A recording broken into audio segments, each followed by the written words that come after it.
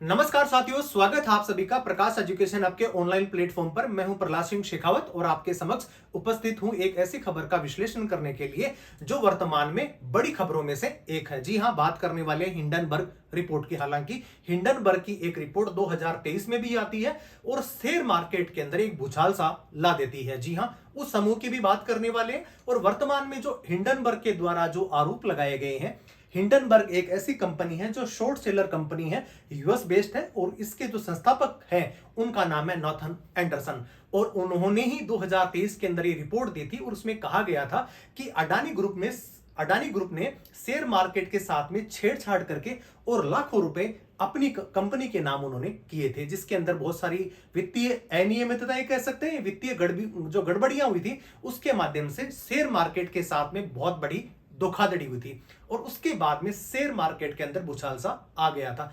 Adani group के जो share थे वो धड़ाम से नीचे आ गए थे और लाखों करोड़ों रुपए का नुकसान इस ग्रुप को हो गया था। हालांकि इसकी जो जांच और उसकी जो आंच थी ये दोनों सुप्रीम कोर्ट तक पहुंची। हालांकि विपक्षी दलों ने भी बहुत शोर शराबा करा और इसकी तथ्य या कहें इसकी सच्चाई जानने के लिए सुप्रीम कोर्ट तक पहुंच गए थे। वो जांच पूरी हुई ही नहीं थी और उसके बाद में अगस्त माह या यूं कहें कि शुक्रवार की शाम को एक ऐसा ट्वीट आता है जिसके अंदर ये कहा जाता है कि भारत में बहुत बड़ा कुछ एक और होने वाला है और उसके बाद में जो है शेयर मार्केट भी सकते में आ गया और शनिवार का दिन बीता ही था और हिंडनबर्ग ने एक रिपोर्ट और जारी करी। लेकिन इस बार अडानी ग्रुप ही नहीं, अडानी ग्रुप के साथ साथ में सेबी के जो प्रमुख हैं जिनका नाम माधवीपुरी लुब है, उनका नाम भी उसके अंदर बड़ी प्रमुखता से लिया गया और उन्होंने अपने पद का दुरुपयोग करते के साथ साथ में इस प्रकार के शेयर जो सिंगापुर बेस्ड कंपनी थी उसके अंदर लगाए और साथ में अडानी ग्रुप के जो चेयरमैन है उनके जो बड़े भाई थे उन्होंने भी उस कंपनी के अंदर बहुत सारे शेयर लगाए और लाखों करोड़ रुपए के जो डॉलर थे या यूं कहें कि शेयर मार्केट के अंदर जो पैसे लगाए जाते उससे उसने बहुत ज्यादा पैसे कमाए। जी हां, बात करने वाले हैं उसी खबर को और ज्यादा विश्लेषण तौर पे अगर देखा जाए कि हिंडनबर्ग रिपोर्ट जिसमें कितनी सच्चाई होने वाली है और इसके अंदर आप तीनों लोग देख रहे हैं कि यहाँ पे एंडरसन दिखाई दे रहे हैं, गौतम अडानी दिखाई दे रही है और साथ में माधवी पुरी जो वर्तमान में सेबी की चेयरपर्सन है। इससे पहले अजय त्यागी जो सेबी के चेयर प्रमुख थे, जो चेयरपर्सन थे, उनके साथ में इन्होंने बतौर कार्यकारी सदस्य के तौर पे काम करा था और 2022 के अंदर इन्होंने अपना पद संभाला था। लेकिन ये इतनी बड़ी जो रिपोर्ट है हिंडनबर्ग वाली, इसमें कितनी सच्चाई उसके बारे में करेंगे विस्तार से चर्चा। सबसे पहले ये जानते हैं कि हिंडनबर्ग क्या है। हिंडनबर्ग के जो संस्थापक सदस्य हैं उनका नाम है कौन सा, एंडरसन। ये कहते हैं कि 1937 के अंदर एक मानव निर्मित एक बहुत बड़ा संकट आया था जिसके अंदर जर्मनी का एक विमान वाहक पोत था, उसमें मानवीय गतिविधियों की वजह से बहुत बड़ी आपदा आ गई थी और उसको कैसे बचाया गया। वैसे ही शेयर मार्केट या वित्तीय प्रबंधन से संबंधित विश्व के अंदर जितने भी प्रकार की जो गतिविधियां होती हैं उसके अंदर वो बिल्कुल जांच पड़ताल करके या कह सकते हैं ऑडिट के साथ में अपनी रिपोर्ट प्रस्तुत करते हैं और इसके बाद में ऐसे ऐसे जो लोग जो निवेशक हैं उनको वहां पे निवेश करने के लिए प्रोत्साहित करते हैं और निवेशक भी इनकी रिपोर्ट्स को ध्यान में रखते हुए किसी कंपनी में ये निवेश करते हैं।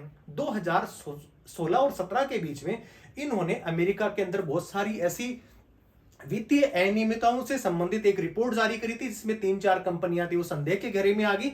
लेकिन सबसे बड़ी कंपनी एक इलेक्ट्रॉनिक वाहन निर्माता कंपनी थी, उसको इनकी रिपोर्ट के माध्यम से यह बताया गया था कि इन्होंने निवेशकों के साथ में बहुत बड़ा धोखा किया और उसके बाद में वहां का जो कह सकते हैं कि न्यायालय था उसने बहुत बड़ा आर्थिक दंड उस इलेक्ट्रॉनिक वाहन निर्माता जो कंपनी थी उस पर थोप दिया था। और उसके बाद में ये जो कंपनी है या यूं कहें कि शॉर्ट सेलर जो कंपनी है ये अपने आप में अमेरिका में तो विख्यात हुई, इसके साथ साथ में विश्व के जो अनेक देश है जहां पे इस प्रकार का शेयर मार्केट का जो कार्य होता है वहां पे भी ये जो समूह है वो तकनीकी तौर पे वित्तीय अनियमितताओं से संबंधित सारी चीजें वो देखने लगता है। अब आप मेरे पीछे देख रहे हैं कि हिंडनबर्ग रिसर्च क्या है 2023 में, जिसकी अडानी पर एक रिपोर्ट से हिल गया था पूरा भारतीय शेयर मार्केट और उसके बाद में जो अडानी ग्रुप के जो शेयर जो थे वो काफी निचले स्तर तक पहुंच गए थे और निवेशकों को भारी नुकसान उठाना पड़ा था। लेकिन तेजी से थोड़ी दिन के अंदर वो वापिस जो शेयर थे वो रिकवर हो गए थे और निवेशकों को जितने जो पैसे लगे थे वो घाटे से उबरने में उनको मदद मिली थी। आप मेरे पीछे देख रहे हैं तस्वीर के माध्यम से, ये एंडरसन है जिन्होंने इस कंपनी को बनाया है या यह कहिए इसके संस्थापक सदस्य हैं। अब जानते हैं इस कंपनी के बारे में। What is Hindenburg research? ये जो रिसर्च हिंडनबर्ग रिसर्च एक अमेरिकी निवेश अनुसंधान firm, US based investment research firm है और जिसकी स्थापना शोधकर्ता नाथन एंडरसन ने करी। कंपनी फोरेंसिक वित्तीय अनुसंधान देखती है, लेखा अनियमितताओं को देखती है और अनैतिक व्यवसायी जो प्रथाएं हैं उन पे ध्यान रखती है और उसके बाद में अपनी रिपोर्ट भी जारी वो करती है। संस्थापक शोधकर नाथन एंडरसन स्वयं को एक एक्टिविस्ट शोर सेलर भी मानते हैं अपने आप को और कंपनी विभिन्न वित्तीय प्रदर्शन पर शॉर्ट बोलियां लगाने के लिए रिलीज से पहले निवेशकों के बोर्ड के माध्यम से लोगों को आगाह भी करती है। यह है हिंडनबर्ग की एक कंपनी की सच्चाई। अब बात करते हैं कि इस कंपनी का नाम क्यों पड़ा हिंडनबर्ग। तो मैंने आपको पहले ही बताया था कि 1937 के अंदर हिंडनबर्ग आपदा के नाम पे रखा गया था, जो एक जर्मन हवाई पोत में मानव निर्मित और टाला जा सकने वाला विस्फोट हुआ। और ये विस्फोट जैसा था वैसा ये भी कहा जाता है कि शेयर मार्केट में टाला जा सकने वाला इस प्रकार का एक कह सकते हैं कि आर्थिक गतिविधि जिसके माध्यम से निवेशक सोच विचार करके और अपना पैसा उसके अंदर लगाते हैं। सबसे पहली बार इन्होंने एक बहुत बड़ी रिपोर्ट जो प्रकाशित करी थी, ये करी थी 2017 में, जहां पे संयुक्त राज्य प्रतिभूति और विनिमय आयोग के साथ साथ में अफेरिया पॉर्शिंग और गोल्ड निकोला जैसी निजी कंपनियों और विभिन्न क्षेत्रों के देशों की अन्य कंपनियों पे इन्होंने शोध करा और उसके बाद में उन्होंने रिपोर्ट अपनी वहां पे प्रकाशित करी थी। लेकिन इससे बड़ा कुछ और होने वाला था। जी हाँ, इलेक्ट्रॉनिक कार कंपनी निकोला पर उनकी जांच का सबसे बड़ी रिपोर्टों में से एक है और उसके बाद में 125 मिलियन डॉलर का मुआवजा इनको देना पड़ा था। और उसके बाद में हिंडनबर्ग टीम में ब्लूमबर्ग और सीएन सहित ऐसे पूर्व पत्रकार हैं और विश्लेषक शामिल हैं जो विदेश के या देश ही नहीं अभी तो विदेशों के अंदर जितने भी जो शेयर मार्केट जो संचालित होते हैं उसके अंदर इनकी पैनी नजर रहती है और किसी प्रकार की अगर कोई वित्तीय अनियमितता होती है तो उसको उजागर करने का वो कार्य करते हैं। ये तो बात हुई हिंडनबर्ग की। अब बात करते हैं कि भारत के संदर्भ में शेयर मार्केट ही नहीं, इसके अलावा सेबी की जो प्रमुख थी वो भी अपने आप में सवालों के घेरे में आ गई हैं। और वो क्यों आई हैं? क्योंकि इनके जो पति हैं जिनका नाम माधव लुब है वो भी पहले से इस प्रकार की ही गतिविधियों के अंदर रहे हैं, या कह सकते हैं कि शेयर मार्केट के अंदर वो पैसा लगाते रहे।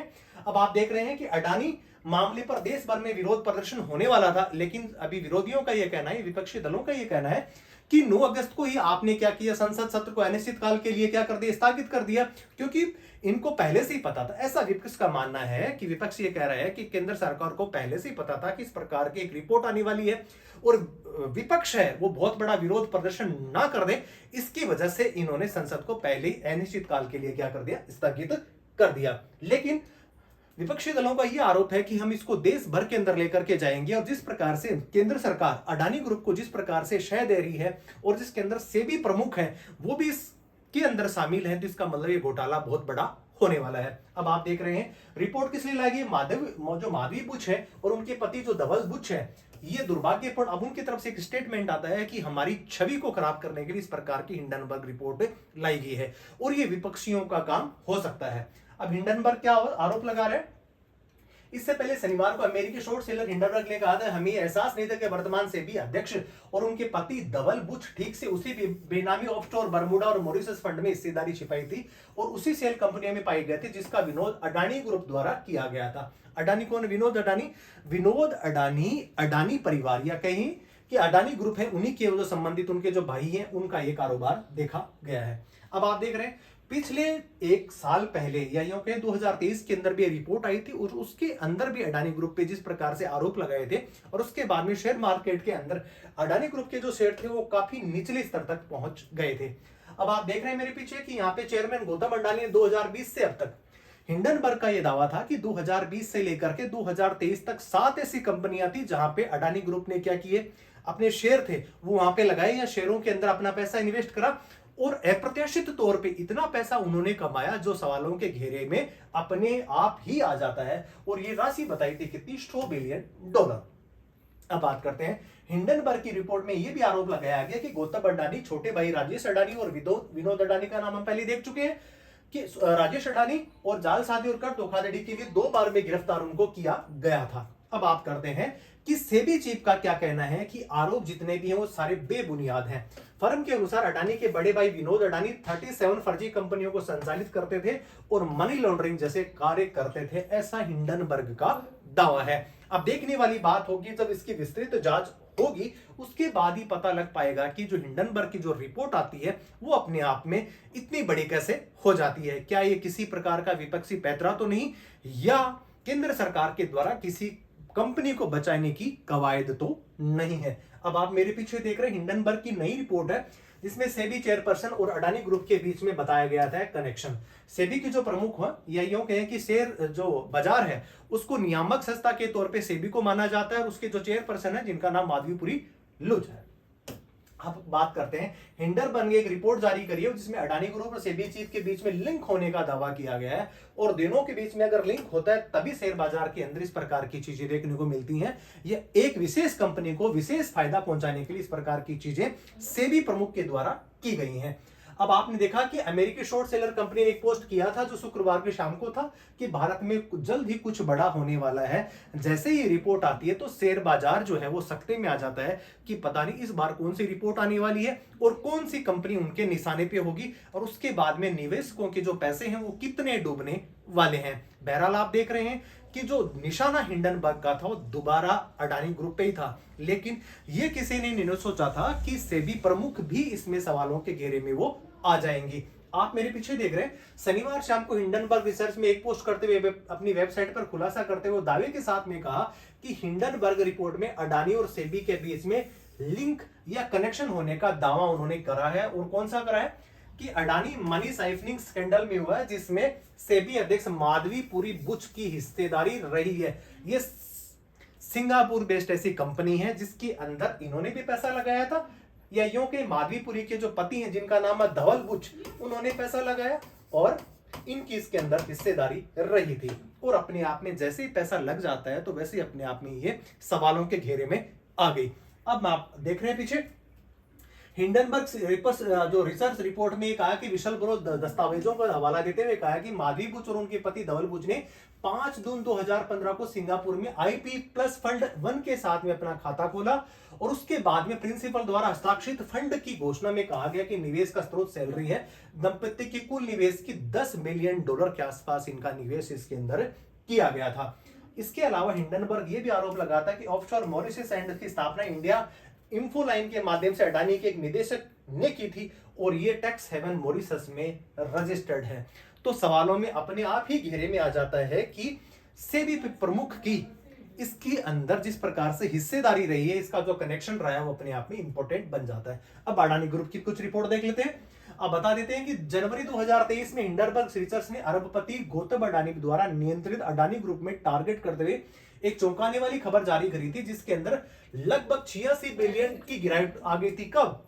जब हिंडनबर्ग ने इशारा किसकी तरफ किया था? गौतम अडानी की तरफ किया था, और उनके जो शेयर थे वो कहां आ गए थे? अर्श से फर्श पर आ गए थे। हिंडनबर्ग के आरोपों को निराधार बताने के लिए कौन कौन सी चीजें हुई हैं, जिसके अंदर माधवीपुरी बुच और उनके पति ने शनिवार को हिंडनबर्ग के आरोपों को निराधार बताया, और उन्होंने ये कहा कि ये हमारी छवि को खराब करने की एक क्या की गई है? नाकाम कोशिश की गई है, और हम किसी भी प्रकार की जांच का सामना करने के लिए तैयार हैं। सुप्रीम कोर्ट में ऑलरेडी पहले से अडानी ग्रुप के खिलाफ एक केस चल रहा है जिसकी जांच सेबी के द्वारा ही की जाने वाली थी। अब आप देखिए कि जिसकी आप जांच कर रहे हैं और वही कहते हैं कि बाड़ी खेत को खा रही है। इस प्रकार की चीजें देखने को मिल रही हैं। इस प्रकार विपक्ष जो है वो केंद्र सरकार के ऊपर हमलावर बना हुआ है कि आप अडानी को बचाने का क्या कर रहे हैं? कुत्सित प्रयास कर रहे हैं। माधवी बुच ये भी कहती हैं कि हमारे खिलाफ 10 अगस्त 2024 को हिंडनबर्ग रिपोर्ट में लगाए गए आरोपों के संदर्भ में हम ये कहना चाहते हैं कि हमारी रिपोर्ट के अंदर लगाए गए आरोप निराधार हैं, और आक्षेपों का दृढ़ता से क्या करते हैं? हम खंडन करते हैं। अब बात करते हैं हिंडनबर्ग की जो रिसर्च है उसके अंदर ये कहते हैं कि हमारा चरित्र हनन बता रही हैं जो माधवीपुरी है, और हिंडनबर्ग के नए आरोपों पर सेबी चीफ ने दी सफाई और बताया क्यों लाई गई ये रिपोर्ट। उनका ये कहना है कि इस प्रकार का किसी प्रकार का कोई लेन देन या लिंक हमारा इस कंपनी के साथ में जो सिंगापुर बेस्ड जिसका इशारा हिंडनबर्ग रिपोर्ट कर रही है, इसमें हमारा कोई लेना देना नहीं है। और साथ में ही अडानी के साथ में जितने भी प्रकार के जो व्यापार से संबंधित शेयरों के साथ में किसी प्रकार की जो गतिविधियां की गई हैं वो अपने आप में नीट एंड क्लीन है। अब बात करते हैं कि हिंडनबर्ग बनाम सेबी। अब दोनों ऐसे जो संगठन है, हालांकि इस तरफ एक शॉर्ट सेलर कंपनी है और ये अपने आप में एक प्राइवेट फर्म है, और साथ में यहाँ पे सेबी जो यहाँ पे शेयर बाजार को क्या करती है? नियमित करती है। Stock exchange board of India June 2024 के अंदर सेबी ने कहा था कि हिंडनबर्ग रिसर्च में अडानी समूह पर अपने निष्कर्ष को न्यूयॉर्क स्थित फेज एंड मैनेजर्स के साथ में साझा किया था, और इस जानकारी के साथ व्यापार करने की अनुमति दी थी कि सेबी ने अडानी समूह के लेन देन की जांच शुरू की, लेकिन जांच ज्यादा आगे नहीं बढ़ सकी। लेकिन वर्तमान में ये जो मामला है ये सुप्रीम कोर्ट के अंदर भी चल रहा है। अब उल्लेखनीय ये है कि जनवरी 2023 में और जुलाई 2024 में एक समीक्षा रिपोर्ट में सुप्रीम कोर्ट ने फैसला सुनाया गया था कि हिंडनबर्ग रिपोर्ट में अडानी के खिलाफ किए गए दावों की जांच करने के लिए सेबी जो है, दोबारा ध्यान से सुनिएगा, सेबी इसकी जांच करने वाली है और उसके अंदर सुप्रीम कोर्ट किसी भी प्रकार का हस्तक्षेप इंटरवेन नहीं करने वाला है। तो इसका मतलब यह है कि आप पे जो जांच करी जाएगी उसको कौन करेगा, उसकी जांच सेबी करेगा। लेकिन इस बार सेबी ही इसमें क्या सवालों के घेरे में है, सेबी नहीं, या यह कि सेबी की जो प्रमुख हैं वही सवालों के घेरे में, तो सेबी अपने आप में अछूती नहीं रह पाएगी। बहरहाल ये देखने वाली बात होगी कि हिंडनबर्ग के द्वारा लगाए गए जितने भी जो आरोप हैं वो क्या सही तथ्य के साथ में अगर पेश हो जाते हैं और उसके बाद में जो रिपोर्ट अपने आप में सही निकल पाती है या नहीं, या केंद्र सरकार किस प्रकार अडानी ग्रुप को बचाव कर रही है, या सारे तथ्य सुप्रीम कोर्ट में रख करके और दूध का दूध पानी करने में सक्षम हो सकेगी, ये देखने वाली बात होगी। तो प्रकाश एजुकेशन हब के साथ में जुड़े रहे इस प्रकार की ताजा तरीन खबरों के साथ में। जय हिंद, जय भारत।